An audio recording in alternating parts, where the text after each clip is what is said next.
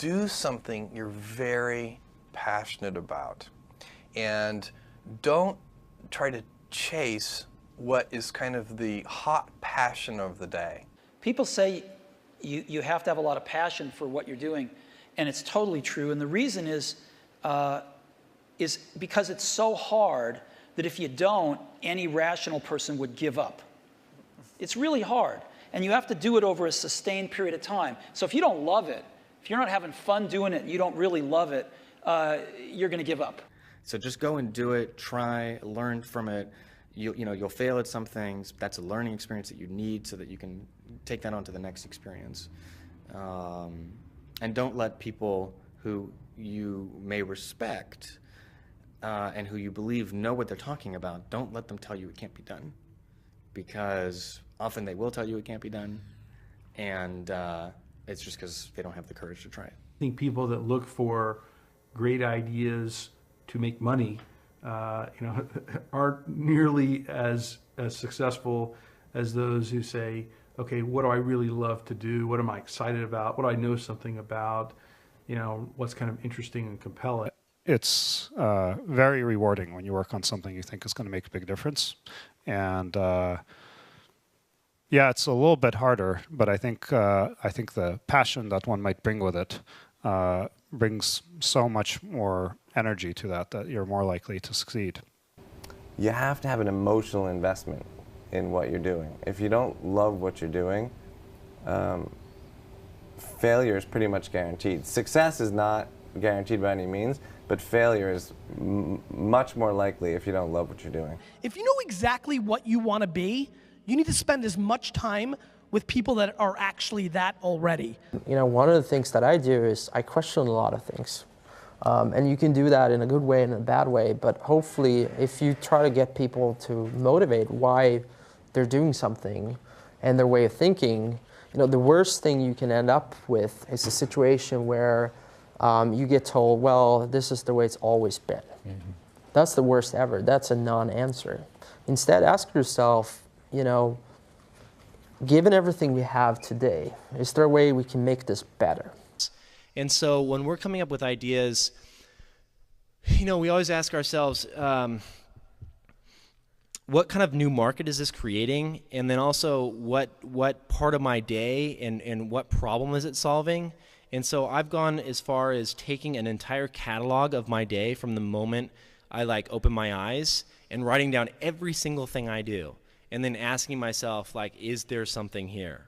If you're not coming up with 10 ideas a day, that's why I have this thing. If I'm not filling up this page every single day, then my idea muscle will atrophy. And I started this in 2001, and I still do it every single day. You have to come up with ideas every single day, or the idea muscle atrophies. The good news is, after about 6 months of doing that, you're like a machine. People get surprised at how many ideas you could just have anywhere. But understand that naturally nobody is interested in your idea. The world could care less, and you have to persuade them, and you have to show that you're the one person out there that can do it. When it comes to changing the world, what I learned from Steve Jobs is, if you believe in a Macintosh, if you believe in iPhone, iPod, iPad, if you believe enough, then you will see it. Because other people will believe in it. Other people will create software. Other people will create products. So you need to foster the belief in what you are dreaming so that it becomes a reality, which is very different than saying, I don't expect anybody to believe it until I see it. You need people to believe it before they can see it. Don't necessarily think that you have to have the home run and the huge Apple computer on your first start. I spent a long time in my life with skills just building little devices for fun. For fun is one of the key things, because that drives you to think and think and think and make it better and better and better than you ever would if you're doing it for a company. Build things at first for yourself that you would want. For somebody aspiring to take things to the next level or to even surpass their wildest dreams, there's always going to have to be an element of luck, but I think more important is putting yourself in a business that can be ubiquitous, that really doesn't have limits. Because otherwise, there's always going to be a grind to it. But if the business, if it can't be something that you can visualize every business using or every consumer using, it's going to be tough to scale, to be big enough, or to have the perceived value. You want an idea about which you can say, I know it sounds like a bad idea, but here's specifically why it's actually a great one. You want to sound crazy, but you want to actually be right. Because when you're trying to differentiate, when you're trying to do something different, there's going to be that gut moment, that gut sense. Is this right? Is this not right? If you're not having doubt, you're not pushing the boundaries far enough. Don't think about how do I get big fast.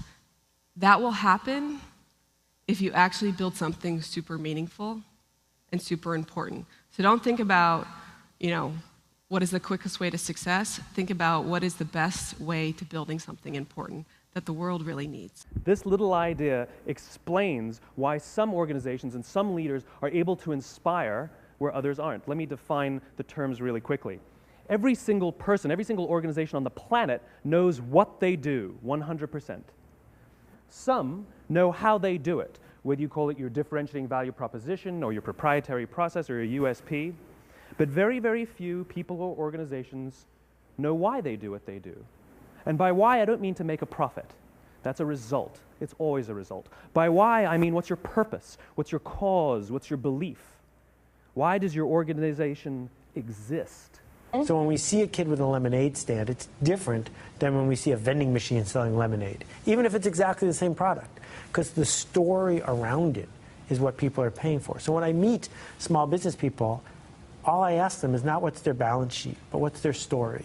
Why should I pick you? Why do I care about what you're doing? And if you start giving me all this inside baseball statistics about why you're 2% better than some other competitor, I'm already glazed over, because that's not part of the way I see the world. That I have to want this to exist in the world. I have to not, so it's a similar rule, just say, if this was successful and I had nothing and I was not involved and I got no money off it or would I want it to do well? And that's a great check, I think, to know if you really feel good about the idea and can be passionate about it. One of the things I advise entrepreneurs to do is when you have an idea, so a classic entrepreneurial impulse is to hold the idea close to you and not go tell people because, oh, the idea is so special. Right. That's almost always a mistake. Go talk to Why is that a mistake? Yeah. It's a mistake because your actual real competitive advantage is not that you have this idea that you have locked away in your closet, which may or may not be accurate and you have no idea which it is. Your actual competitive advantage is if you're assembling the intelligence around, does this idea work? What is the right teams? What is the right learnings? And we're essentially in motion. The hardest thing to do is start. You have all these ideas and everyone has an idea, but it's really about executing the idea and building the idea and attracting other people to help you work on the idea. That is the biggest challenge. But the way to begin is to get the idea out of your head, draw it out, talk about it, program it if you're a programmer, or make it if you're building something. Like, you don't have to be the best, but you have to be dangerous, right? You have to learn just enough to be dangerous to build an idea, concept it, and show it to the world. And then it turns out there are lots of other people, including all 170 employees that work at Instagram, who are much better at doing all that stuff than I am. But you need to find people who can, be drawn to the idea that you build, and then they end up taking it and making it even better. One way to conceptualize what makes a good product is, good engineering is part of it, good design is part of it, but really it's, one way I think about it is maximizing the probability that someone shows up at the front door of, your store or your website or whatever it is and ends up with a solved problem. And oftentimes the best methodology is to start with the perfect experience with just one person, get that right, and then figure out how to scale something great instead of scaling something not so great and then trying to improve it. That's really hard to do. And so I think when you are starting a new business, you don't want to go after giant markets. You want to go after small markets, and you want to take over those markets quickly. Constantly seek criticism. Yeah. A well thought out critique of whatever you're doing is as valuable as gold. And you should seek that from everyone you can, but particularly your friends. If you're not utilizing an online community, then you're at a disadvantage to those who are. You can be asking online communities what they think about your ideas, or if they have any advice with what you're working on. Not only will you hear from people who are passionate about the subject, but you'll be hearing from people all around the world, each with their own experiences and stories that can help you. And there are a lot of people from whom we can learn a lot. And I think, like, you know, the one piece of advice is, like, don't underestimate anyone you come across ever. Right. Like, whether they're, you know, a blue collar worker waiting for the bus, or they're, you know, helping you at they're the server or bartender at the restaurant, or they're a lower ranking employee. I mean, the smartest leaders I've ever seen have always gone around the room and asked for everybody's opinion. Most startups that fail do it ultimately because they did not make something that people wanted. They made something that, you know, that they thought people would want, but they were either in denial about it, about, you know, whether it was actually any good, or somebody else came along and made something that people wanted even more. The best piece of advice that we've figured out as we've been doing Foursquare is not to let other people distract what you're doing. There's always haters that say, your idea is stupid, this idea is never going to work, don't even bother doing that because someone else is going to do it before you do. And if we listen to all that feedback that we were getting, all that negative feedback, we would never have built things, we would never have prototyped things. And that's how we really got to where we are. Like, we saw things that we wanted to build, and we just went out and built them. And it turns out when you build stuff that you like to use, there's a good chance that there's thousands of other people that want to use it too. And so it's not just about doing focus groups, it's not just about, you know, double checking your vision, it really is about integrating this concept of testing our ideas rigorously throughout the product development process, throughout the marketing process, even as we scale up. But what you really need to do is think about what is the smallest possible test that I can run for this idea, for this concept, for this theory, get it out there, and get customers using it. Because your customers are going to be the ones to tell you if it's really working or not. Like there's almost this expectation that you have to have in your mind this sort of, I'm going to change the world, sort of make a dent in the universe kind of ambition, right? But it's actually okay early on to just kind of solve small problems in layers until you actually get to a point where you have the capacity to do that. What this all comes down to is doing something exceptional for your users, whether it's in community, whether it's in connection, or whether it's in design. This is our big advantage as a startup, is that we can actually get away with doing this. We can make this the core part of why we're doing business. I think you should be spending your money on teaching and sharing, and so that might mean hiring a writer or two, perhaps, instead of a marketing person. You know, and start writing and start getting people to listen to what you're saying. You can't talk about yourself all the time because no one's going to come back for that, but you have to talk about things that are relevant to your industry or ideas that you have, and start to build that audience up. I do think that one thing that's important is, especially if you're a founder or a technical founder, is to realize that you can't do everything, and even if you can, you shouldn't. You should find a great partner, no matter what it is that you're doing, and you should look for someone who is very high intelligence, very high energy, and very high integrity. And you need all three of those, and you can't compromise on any one of them. Otherwise, you'll end up with either someone who's not smart, which does you no good, or someone who's not hardworking, which also does you no good, or the worst case is you end up with a smart, hardworking crook who ends up working against your interests. And integrity is something that takes a lot of time spent with someone to figure out. The most important thing when you're working with people early is that you guys line up on what your goals are. That sounds really basic, but you can totally, it can be fine. You can want to build a small business that makes money, and you don't have to go to an office every day. Or you can want to build a huge company. You can want to build Google. But I think you have to be really, really aligned on that. When a lot of corporations have, they might call them core values or guiding principles or so on, but the problem is usually they're very lofty sounding. They kind of read like a press release the marketing department put out. They sound just like their competitors, and maybe you learn about it on day one of your job, but then it becomes this meaningless plaque on the lobby wall. Well, we wanted to come up with committable core values, and by committable, meaning we're willing to hire or fire people based on those values, completely independent of their actual job performance. The definition of values is they're the behaviors or principles that you religiously adhere to within your company. When I say religious, I mean that no amount of data will sway you from those principles, and the degree to which that you have the courage to maintain your conviction around those ideas is the degree to which you're going to be successful over the long term. A company is simply a group of people, and as a leader of people, you have to be a great listener, and you have to be a great motivator, You have to be very good at praising and looking for the best in people. People are no different from flowers. If you water flowers, they flourish. If you praise people, they flourish. And that's a critical attribute of a leader.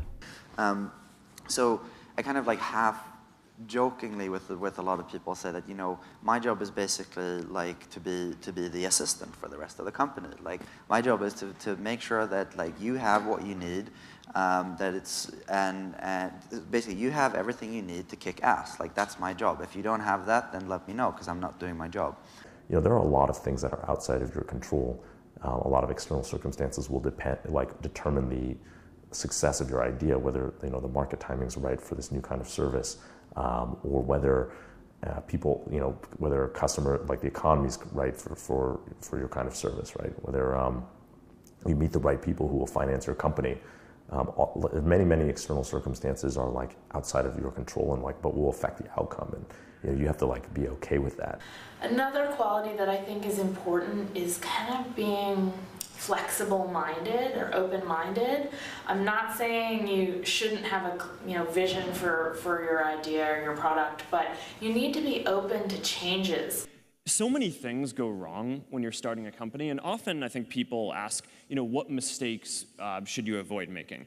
And my answer to that question is don't even bother trying to avoid mistakes because you're going to make tons of mistakes, right? And the important thing is actually learning quickly from whatever mistakes you make and not giving up, right? And I mean, there are things every single year of Facebook's existence that could have killed us or made it so that it just seemed like moving forward and making a lot of progress just seemed intractable, but you just kind of bounce back and you learn, and nothing is impossible. You just have to kind of keep running through the walls. The two things we really zero in on people are, two things. They sound simple, they end up being very difficult. Courage and genius. Courage is the one we talk about a lot because it's the one that people can learn. Courage, which is to say not giving up in the face of adversity, just being absolutely determined to succeed, is something that you can like force yourself to do. It can be very painful. You can force yourself to do it. The genius part is a little bit hard to force yourself to do.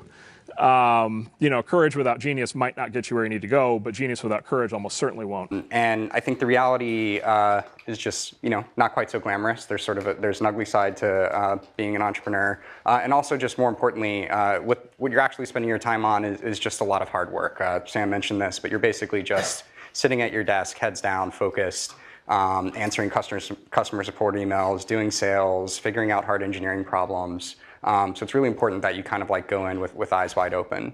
Optimism has a place, but I think even more so for the first-time entrepreneur, you need to be pragmatically pessimistic. What I mean by that is you need to define all of the worst-case scenarios in terms of financial loss, time loss, etc. Look at what you will learn if that happens and accept and come to terms with that before you ever start.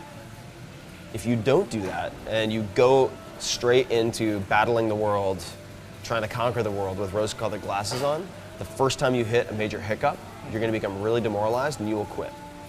If you don't love it, you won't make it through the long period of pain that is inevitable. So make sure that you take care of yourself during the process. Make sure that you take care of your mental health, your physical health while you're doing it because it's a long road.